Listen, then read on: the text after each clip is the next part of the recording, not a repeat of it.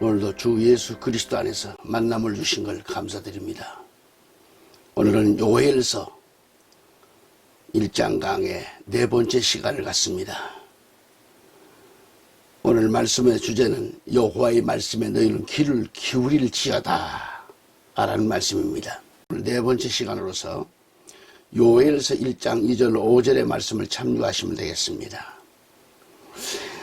지난 시간에 이어서 말씀을 드리기 때문에 호세아서 4장 1, 2절은 어쩌면 오늘 우리가 살고 있는 이 시대의 실정을 그대로 보여주고 있을까?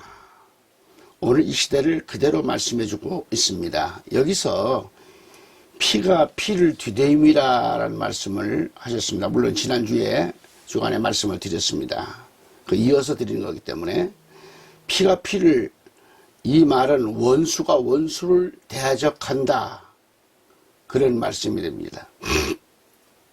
피가 피를 뒤대임하는 이 결과는 망하는 것밖에 없어요. 그래서 사람들은 말세에 강포하여지고 간음함으로 위법하고 저주하고 거짓말하고 살인하고 도둑질하고 그렇게 된다는 겁니다. 그리고 이 땅에는 진리도 자비도 없고 하나님에 대한 지식도 없다라는 거죠. 이와 같은 것들이 사라졌어요. 호세아는 이 점을 경고한 겁니다. 호세아서 보면 5장 1절을 보면은 제사장들아라고 부릅니다. 이 제사장들은 뭘 말하나? 이 늙은 자를 가리킵니다. 늙은 자들아 이를 들으라, 그런 얘기죠. 그리고 이스라엘 족속들아, 이는 거민들을 말하는데 이스라엘 족속들아 깨달으라 라는 것입니다. 왕족들, 권세자들도 귀를 기울이라. 너희에게 심판이 있나니라 그랬습니다. 이는 불명코 하나님의 심판이 있다는 말씀이겠죠. 땅의 모든 거민들은 믿는 자들이나 믿지 않는 자들이요, 제사장들과 12지파와 모든 족속과 왕들과 또한 하나님께서 이집트에서 해방시킨 모든 백성들, 곧 하나님으로부터 은총을 받고 있는 선민들에게까지 해당되는 말씀입니다. 모든 이 세계 모든 민족을 포함한 말씀이 되겠습니다. 그리고 여기서 귀를 기울이라 그랬어요. 기울일지어다 선포입니다. 명령입니다. 귀를 기울일지어다라고 했는데 이 귀는 자, 뭘 말합니까? 이때 이 귀를 기울이지 않으면 들을 수 없다라는 것이죠. 하나님이 온 천하 만물 중에 진실로 들을 수 있는 자들에게는 생생하게 들려지지만 들을 귀가 없는 자들에게는 이 말씀을 들을 수 없습니다. 귀가 있는 자들만 들을 수 있는 거죠. 아니, 귀가 없는 자들이 어디 있어? 귀는 있습니다만 들을 귀가 없는 겁니다. 진리를 들을 귀가 없는 겁니다. 세상 것에 막혀서 말이지요. 세상 지식에 막혀서. 성령이 교회들에게 하시는 말씀을 들으라고 요한계시록은 쭉 말씀을 합니다. 들어야 돼요. 이때에 귀 있는 자들은 들을 수가 있는 겁니다. 누가? 성령이 교회들에게 하시는 말씀을 들을 수 있는 겁니다. 그래서 듣는 자가 복이 있다고 그랬죠. 영적으로 깨어있는 자, 참된 신앙자가 말이죠. 학생들에게 있어서 시험지는 환영받지 못합니다. 그러나 열심히 배우고 귀를 기울이고 잘 듣는 학생들, 아주 노력한 학생들에게는 시험지가 안 두려워요. 그러나 배우기를 싫어하고 듣는 것을 힘쓰지 않고 노력이 없는 이런 학생인 경우라면 시험지 자체가 괴로워요. 괴롭습니다. 이와 같이 하나님의 말씀인 복음이 그런 겁니다. 하나님은 전능하시고 인자하시고 인애가 풍성하시죠. 그런데 사람들은 이토록 자비로우신 하나님께서 왜 이렇게 세상을 만들어 놓았는가? 왜 사람들의 성격을 잘 알면서도 선악과를 만들어 놓고 또한 잘 알면서도 죄악도 만들고 지옥을 만들어 놓았느냐고? 그래서 성경을 보면 90% 이상을 지옥 가게 만들었냐고? 이상하다? 그러면 어떤 사람은 하나님을 믿고 싶지 않다라는 것입니다. 그래서 하지만 하나님이 하신 진리를 깨닫고 보면 너무너무 쉬운 거예요. 어려운 게 아닙니다. 그렇게 쉬운 방법을 자신이 받아들이지 않았기 때문에 문제죠. 왜 못 받아들이냐 이 말이죠. 왜 못 받아들이는가? 구약성경이나 신약성경이나 마찬가지입니다. 신약은 예수님께서 담당하여 주셨기 때문에 너무너무 쉬운 거고요. 구약도 어려운 것이 아니에요. 구약도 너무너무 쉬운 것이 장점이에요. 알고 보면 너무 쉽습니다. 관심을 안 기울이니까 어렵고 안 배우고 안 들으니까 어려운 거죠. 세상 것은 너무 잘 듣잖아요. 그래서 이사야 선지자는 이사야 55장 1절 3절까지 말씀을 보면 너희 목마른 자들아 물로 나오라. 돈 없는 자도 오라. 너희는 와서 사 먹되 돈 없이 값없이 와서 포도주와 젖을 사라. 너희가 어찌하여 양식 아닌 것을 위하여 은을 달아주며 배부르지 못할 것을 위하여 수고하느냐. 나를 청종하라. 그리하면 너희가 좋은 것을 먹을 것이며 너희 마음이 기름진 것으로 즐거움을 얻으리라. 너희는 귀를 기울이고 내게 와서 들으라. 그리하면 너희 영혼이 살리라. 내가 너희에게 영원한 언약을 세우리니 곧 다윗에게 허락한 확실한 은혜니라. 아멘. 이 말씀을 또 그 히브리 직역을 보면은 이렇습니다. 새로 번역된 거죠. 모든 목마른 자들아 물로 나오라. 돈 없는 자도 나와서 사서 먹어라. 돈 없이 값없이 나와서 포도주와 우유를 사라. 어찌하여 너희는 빵이 아닌 것에 은을 달아주며 배부르지 못할 것에 수고하느냐. 정녕 말을 듣고 좋은 것을 먹고 너희 자신들을 기름진 것으로 기쁘게 하라. 너희 귀를 기울이며 내게 나와서 들으라. 그러면 너희가 살 것이다. 다윗에게 한 신실한 인애로 내가 너희와 영원한 언약을 맺을 것이다 라고 했습니다. 이는 다윗에게 언약한 확실한 약속입니다. 목마른 사람이 물을 마신다는 것은 너무도 쉽습니다. 목이 마른 사람에게 있어서 물은 너무도 보약과도 같다 이 말이죠. 너무도 맛있어요. 여러분 목마를 때 물이 얼마나 맛있습니까? 맛을 보니 마시지 않을 수 없는 거죠. 다시 말하면 목마른 사람이 물을 찾아 마시는 것처럼 나오라는 거죠. 어린 사슴이 시냇물을 찾기에 갈급함 같이.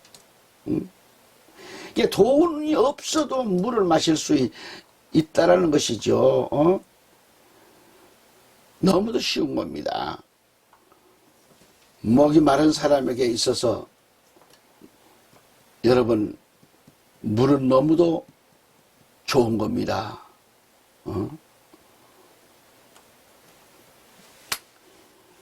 아니 돈이 없어도 와서 포도주와 젖을 사라고 하는 겁니다. 물은 얼마든지 있다는 거죠. 그러나 수고는 자신해야 됩니다. 내가 움직여야 됩니다. 내가 나가야 해요. 내가 들어야 하고 얼마든지 내가 해야 하는 겁니다. 하나님께서 얼마든지 허락하신 것들이죠. 그리고 감사하라는 겁니다. 감사해야 돼요. 나와서 포도주와 젖을 사라고 했습니다. 포도주는 하나님의 말씀이요, 예수의 피를 말합니다. 또한 거룩한 전 역시 말씀인데, 베드로전서 2장 2절에서 젖은 말씀이요 거룩한 말씀입니다. 이것을 와서 돈 없이 사라는 거죠. 2절에서 어찌하여 너희는 양식이 아닌 것을 위하여 돈을 쓰며 배부르지 않는 것을 위하여 수고하느냐고 했습니다. 여기서 배부르지 않는 것이란, 물론 뭐 쉽게 말하면 담배도 되겠지요. 물론 뭐 담배란 물건은 없습니다만 배부르지 못하는 것 중에서 하나는 사실입니다. 배부르지 않는 것을 위하여 수고하느냐고 했걸라요. 그리고 2절에서 이어지는 말씀은 내게 열심히 경청하고 좋은 것을 믿으라, 먹으라는 겁니다. 그래야 너희 혼이 풍요함 속에서 스스로 기뻐하게 하라라고 말씀했습니다. 여기서 좋은 것을 먹으라고 하셨고, 너희 혼이 풍요함 속에서 스스로 기뻐하게 하라는 말씀은 성령이 충만하고 즐거움이 넘친다는 뜻이겠습니다. 환난이 와도 핍박이 와도 마음이 기름지면 이겨낼 수 있는 힘이 솟아요. 말씀을 가지고 내 심령이 무장되면 순교가 내 앞에 닥친다 할지라도 그거 두렵지 않습니다. 무섭지가 않습니다. 주님 위해서 내 몸을 즐겁게 내놓을 수가 있는 거예요. 다시 이사야 55장 3절 말씀을 다시 넘어가면 너희 귀를 기울이고 내게 와서 들으라고 했습니다. 너희 귀를 기울이라고, 들으라고 했어요. 복음을 들어야 합니다. 내 생명을 살리는 말씀을 들어야 됩니다. 좋은 소식을 들으라는 거죠. 온갖 세상 것에 귀를 기울이지 말고 영원한 것, 진리의 말씀에 귀를 기울이고 들으라, 이 말이야. 들으라는 겁니다. 그래서 귀 있는 자는 들으라. 내게 와서 들으라는 겁니다. 그래야 내 생명이, 내 혼이 산다는 말씀이죠. 내게 와서 들으라고 했습니다. 그래야 내 생명이, 내 영혼이 산다라는 말씀입니다.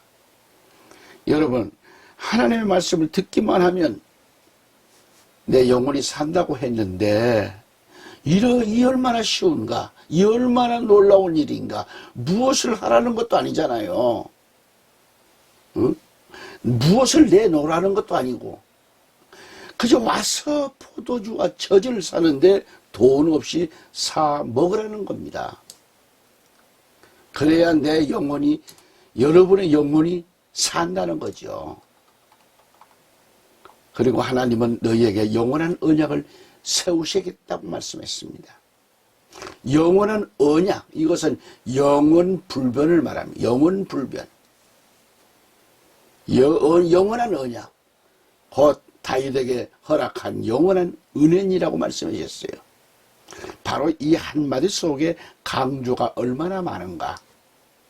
그러므로 누구든지 귀를 기울이고 나와서 듣기만 하면 영생을 얻는다는 말씀입니다. 이처럼 쉬운 방법이 있는데 이 방법을 한사코 외면하고 힘들다고 하니까 문제가 아닐 수 없잖아요.